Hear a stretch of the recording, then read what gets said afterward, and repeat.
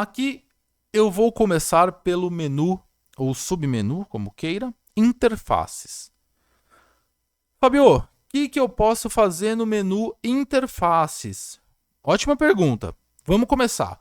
No menu interfaces, a gente vai configurar tudo que for interface de internet, que é o que vai entrar, né, de internet, que são os seus links ones.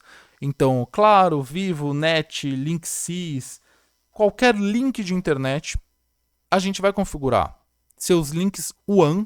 Então, de repente, se você tem uma, duas, três redes diferentes, pode ser tanto rede física diferente quanto rede VLAN diferente. Então, a gente vai configurar aqui também. A gente vai configurar as interfaces IPsec e Carrier VPN. E o que isso quer dizer? Tanto VPN client to server, que é as VPNs clients, quanto VPN server to server, se você vai conectar outra VPN no Carrier para conectar duas redes. Se você vai conectar uma VPN IPsec, que é o Carrier com outro servidor de firewall, outro firewall, tudo a gente vai fazer aqui. A gente pode configurar também as interfaces convidados e outras interfaces, que é esse grupo que você está vendo aí embaixo, a gente geralmente utiliza quando a gente não quer utilizar a placa de rede. Aí a gente joga aqui para outras interfaces. Certo? Então, dito isso, aqui eu vou tentar adicionar uma outra placa de rede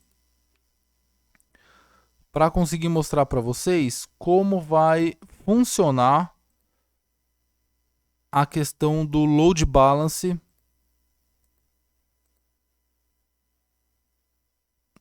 Vamos lá então, eu vou precisar desligar essa máquina aqui. Então, para desligar, F8.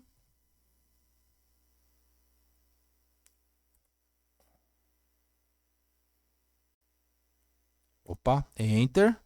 A senha do admin.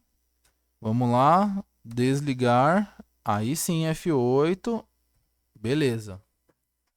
Por que eu estou fazendo isso? Eu vou adicionar mais placas de rede para a gente conseguir ter uma melhor visualização nesse treinamento de como vai funcionar, né, a questão do load balance, do failover, porque com uma placa de rede só vai ficar muito estranho. Então vamos lá, vou adicionar outra placa de rede e vou adicionar outra placa de rede. Essas placas de rede aqui, elas não vão estar conectadas a lugar nenhum. Se bem que eu posso conectá-las aqui sim, ó. Vou deixar tudo em modo bridge. Vou colocar 4, quanto mais melhor, certo? Beleza, agora sim a gente vai ter bastante placa de rede aqui para conseguir visualizar legal de como é que vai funcionar essa questão das placas de rede. Então beleza, já desligamos a máquina, vamos ligar a máquina de novo, agora com mais placas de rede, e vamos mostrar para vocês aí como é que vai funcionar a questão do load balance e do failover. Vamos esperar a máquina ligar aqui.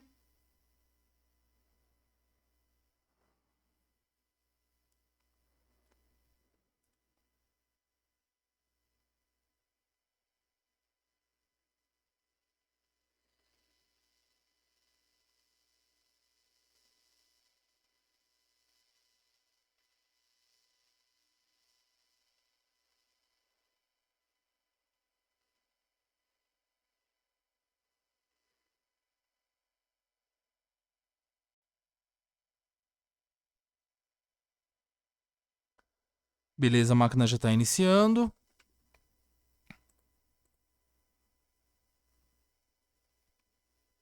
Repara que como a gente colocou o IP na mão, ela já vai subir com o mesmo IP que estava lá, tudo certinho. Beleza. Vamos voltar aqui para a página de administração.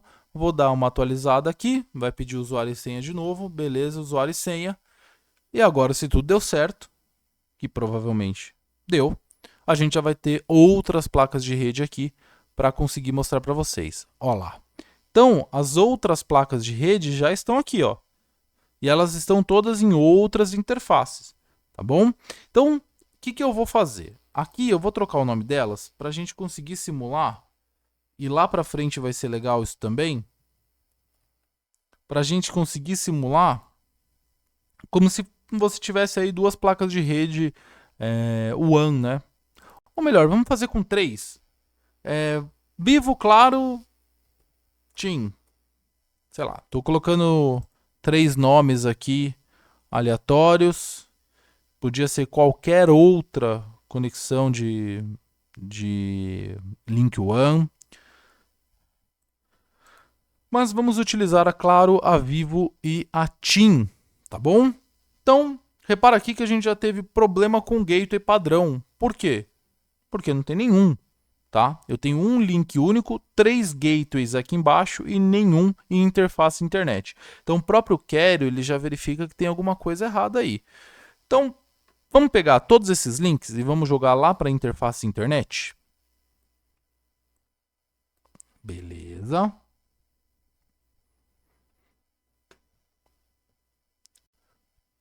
Vai reparar que ainda continuou com problema no gateway padrão. Por quê? Porque aqui em cima, a minha opção de conexão está como link único e eu tenho 3 links aqui. O que eu tenho que fazer? Eu preciso escolher entre failover e balanceamento de carga. Failover, eu consigo escolher se um cai, o outro entra. O balanceamento de carga, eu consigo balancear as conexões entre 2 ou 3 ou 10 links diferentes.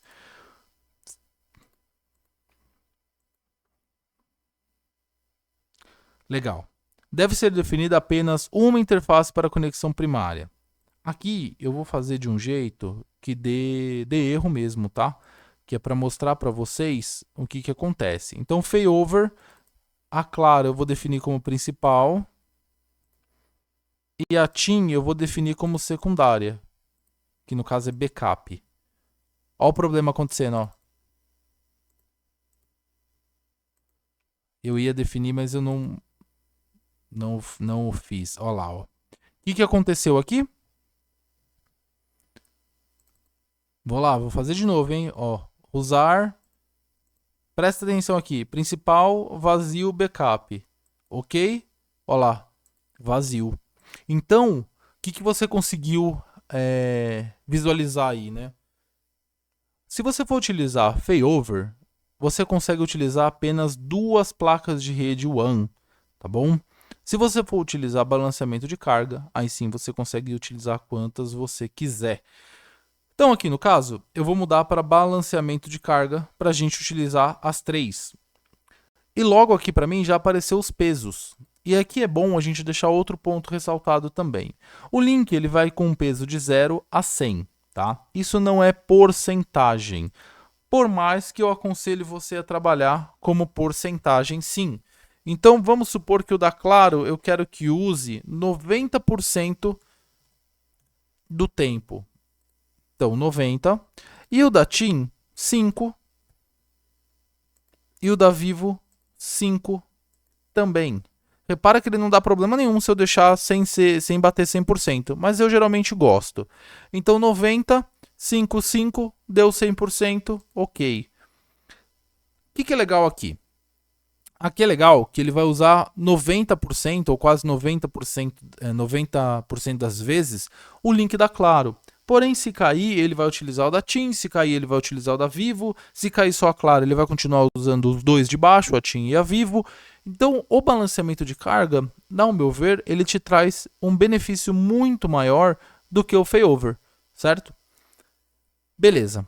Aqui vocês já estão entendendo mais ou menos como é que funciona essa questão da interface de internet, tá bom? Na interface de internet, eu tenho 2 modos. Eu tenho o modo nativo, que é basicamente quando ele vem do roteador ou se ele vem do roteador já conectado. E eu tenho o modo PPPoE, que eu não sei se alguém lembra, quando a gente tinha que discar para Vivo, é o mesmo discador que a gente tem aqui embaixo. No caso, se você tiver que discar para a internet, você consegue através do PPPoE. E aqui no nativo a gente tem a opção do IPv4, IPv6 e as VLANs que eu te falei. Na interface de internet, na interface WAN, essa VLAN a gente não costuma usar não, é bem raro, né, bem específico, mas na interface internet, né, nas interfaces trushes locais, que é na interface LAN, a gente utiliza sim para adicionar placas de redes virtuais para compor a VLAN. Beleza, dito isso, a gente vai para as opções que a gente tem aqui em cima, que são avançados e portas. No avançado, eu consigo modificar qual que vai ser o IP que o carrier vai ficar pingando para identificar se o link está ativo ou não. Ah, Pivari, como é que funciona isso? Vamos lá. Vamos supor que eu tenho esse link da Claro, e esse link da Claro, ele precisa entender se ele está ativo ou não. Na verdade, o carrier precisa entender se o link da Claro ele está ativo ou não está ativo. E como é que ele faz isso? Ele pinga outro IP para ver se a conexão fecha, e se a conexão fechar, ele vai sinalizar para o firewall que está tudo bem, né? Que a conexão tá ativa. Se não pingar, ele vai sinalizar que está down e vai trocar de interface internet, ou vai jogar o balanceamento para a interface que está funcionando.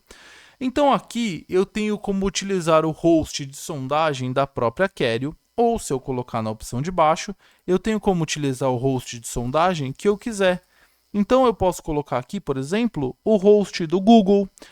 Se eu colocar ponto e vírgula, eu posso colocar o host secundário da Google. E aí, de ver ele pingar o IP do carrier, dos servidores da carrier, ele vai pingar os IPs de sondagem da Google. Aí você vai me perguntar, Fabio, mas eu posso colocar um IP de um servidor que eu tenho meu aqui? Pode. Pode colocar qualquer IP, desde que ele esteja publicado na internet, certo? Então, basicamente, essa parte do avançado é isso. E da porta, precisa aplicar aqui.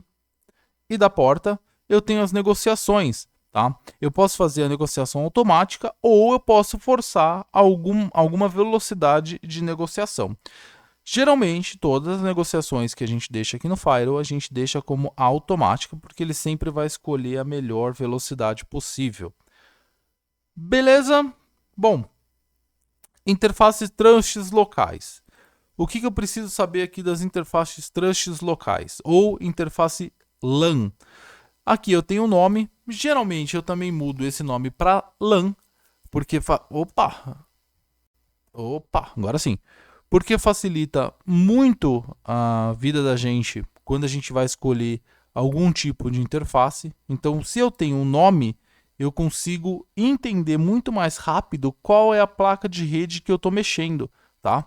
Então, beleza, interface LAN. Aqui é o grupo de interface que ela tá. Aqui também nativo e PPPoE, que a gente não utiliza, mas como é feito o mesmo layout para todas as placas, ele está aí. E aqui embaixo a mesma coisa, IPv4, IPv6, ou as VLANs que eu falei para vocês, tá? E aqui em avançado, substituição de MAC, também é uma coisa muito específica, e substituir MTU, que também é muito específico. Como esse é um treinamento mais básico, a gente vai passar. No IPv4, o que é muito importante aqui a gente ter tem pessoas que elas têm, empresas, né, que elas têm 2, 3 redes físicas LAN separadas. E aí, como é que a gente faz essa união, né? Se ela não quer deixar a máscara de rede aberta, como é que a gente une? A gente consegue definir endereços de IPs adicionais para essa mesma placa de rede LAN. Então aqui, eu consigo ter 192.168.0.150, eu consigo ter 192.168.1.150, tá? Com a máscara fechada. E para que isso é bom? Eu consigo fechar essa máscara para esses IPs não se conversarem, as duas redes não se conversarem, porém, as duas redes enxergam o carrier porque cada uma tem o seu gateway separado. E aí é claro que na outra rede, que não é essa principal, você vai ter que ou ter um DHCP ou ter os IPs na mão, direcionando o gateway para esse IP secundário aqui, 1.150. Certo? Beleza.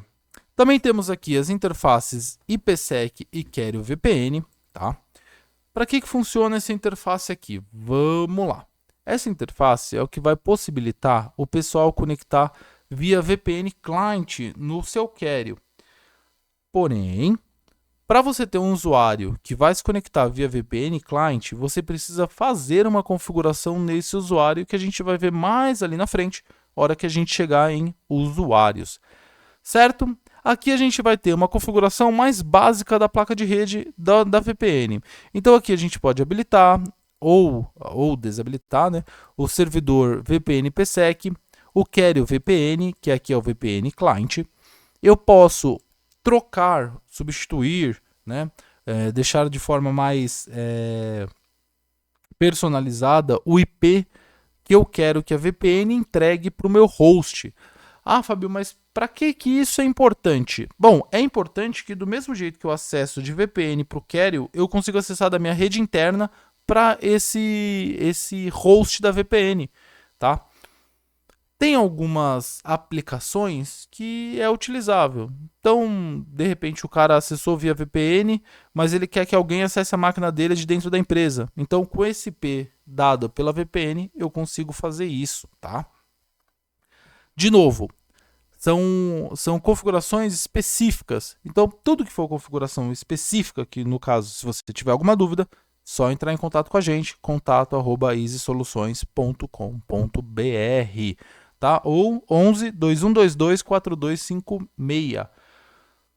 Beleza? Beleza. Então vamos lá. Aqui temos lá a configuração do IP, configuração da máscara e embaixo VPN IPsec.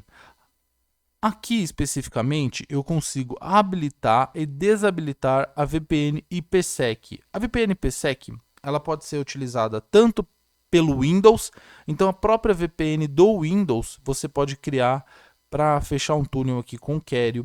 Eu posso utilizar um firewall conectando direto no Carrier, um roteador conectando direto no Carrier, e ele vai utilizar as mesmas configurações que é utilizado na VPN da VPN do Carrier. A única diferença é que aqui não vai ter usuário e senha, e sim uma chave pré-compartilhada, que você pode configurar ela aqui, que lá a hora que você for fazer no seu roteador, ou na VPN do Windows, ou na VPN de algum outro firewall, ele vai solicitar. Então aqui você pode colocar 1, 2, 3, 4, 5, 6, que é uma senha só de exemplo, né, obviamente. Habilita, na maioria das vezes, o MS-SHAP V2, que hoje é o que todo o protocolo de segurança utiliza, tá? E dá um OK. A VPN IPsec está habilitada, tá? Mais para frente, a gente vai ver que ela também precisa estar habilitada em regras de tráfego e se você for conectar via um usuário, não uma rede, certo? Se for um usuário através do Windows, por exemplo, aí sim você tem que fazer uma configuração lá no usuário e aí você também vai precisar de usuário e senha. Então, só para a gente recapitular essa parte aqui.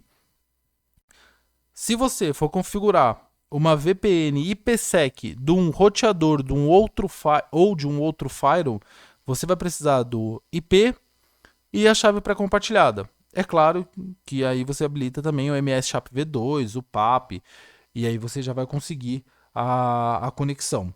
Se você for utilizar via VPN do Windows, a IPsec do Windows, e for colocar o usuário e senha, porque ele vai te pedir o usuário e senha, você vai precisar fazer uma outra configuração lá em usuários, que a gente vai ver um pouquinho mais para frente, tá certo? Carrier VPN, mesma coisa. Certificado aqui, a hora que você for fechar o Carrier VPN Client, ele vai te pedir esse certificado, que ele vai pegar automático. A porta, que é 4090, já está configurado automaticamente lá no VPN Client. Tá? E aqui rotas personalizadas. Rotas personalizadas também é muito específico. Geralmente as pessoas, as empresas, né, que tem mais de uma, duas redes ou que tem outras VPNs acabam utilizando também, tá bom? DNS, se você quer que quando fecha a VPN ele comece a utilizar o DNS do firewall e não o DNS de onde você está usando. E o Wings provavelmente ninguém mais use isso aqui também. E eu, pelo menos em 15 anos, nunca utilizei essa opção. Beleza? Beleza. Interfaces convidados. A interface convidados também é uma interface que você tem que ter ela física. Eu vou usar a da Vivo aqui como exemplo. E vou escrever aqui, ó. Convidados. Beleza? Então, o que eu fiz? Eu peguei uma placa de rede física e coloquei na interface convidados.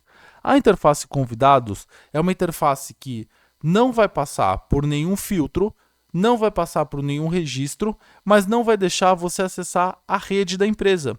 Então ela não tem acesso a servidor, a host, nada que seja da empresa, nada que seja dentro dessa rede LAN, por exemplo, que está aqui em cima. Então a interface convidada acessa a internet, mas não acessa nada da rede LAN. Já é pré-configurado isso. Isso é para quando você tem algum access point ou uma rede de Wi-Fi que seja para a pessoa que esteja indo visitar a sua empresa ou seu estabelecimento, ela conseguir acessar a internet, ter uma segurança, mas não acessar a rede LAN.